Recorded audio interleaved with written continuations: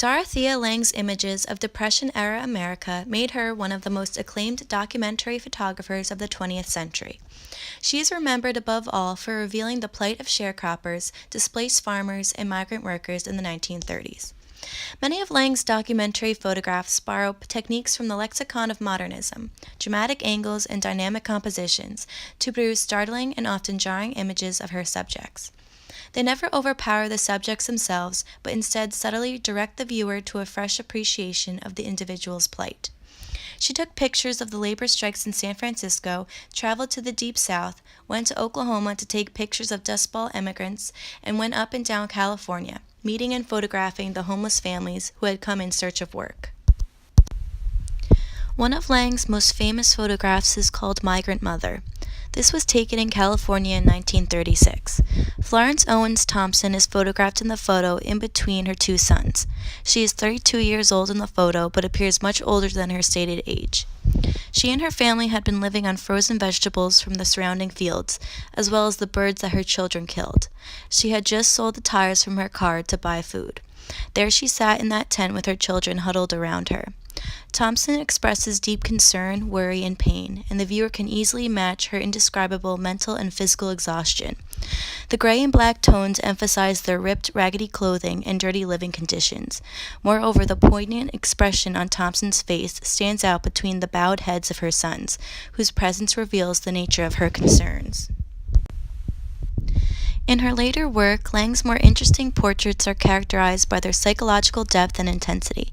The strained relationship between this couple represents the tension caused by changing gender roles, as women increasingly join the workforce during the war years. With the woman in the lighted foreground, Lange casts the female into the role of prominence, while the man is neglected in the shadows. In this picture, titled Ditched, Stalled, and Stranded, taken in 1936, Lange captures a striking look of anxiety on the face of her subject, who was caught off guard as the image was taken.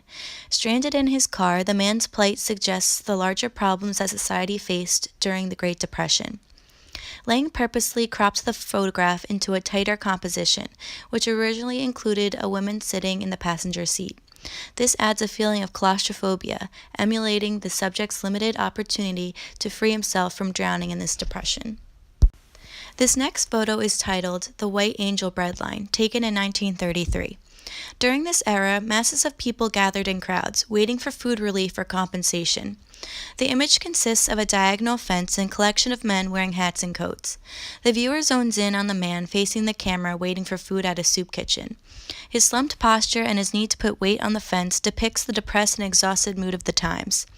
These feelings are further expressed through the compositional aspects of the man's dirty, roughened hat, the tight grasp of his hands, the angry tightness in his lips, and the weathered texture of his skin. This photo is called The Road West, taken in 1938.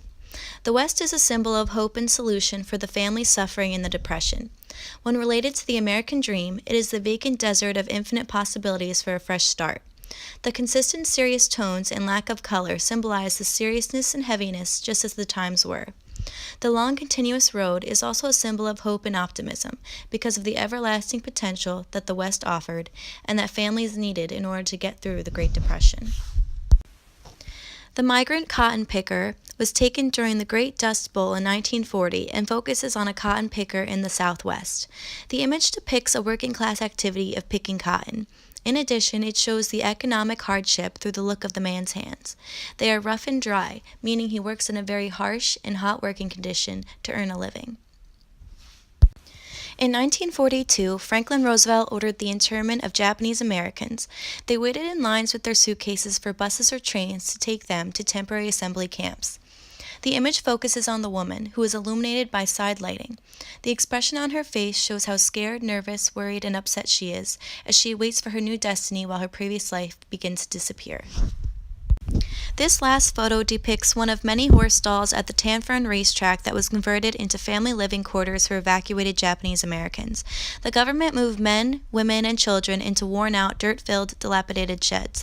The contrast of the lighting in the photo with the darkness on the inside symbolizes the lack of freedom, life, and opportunity for Japanese Americans during this time.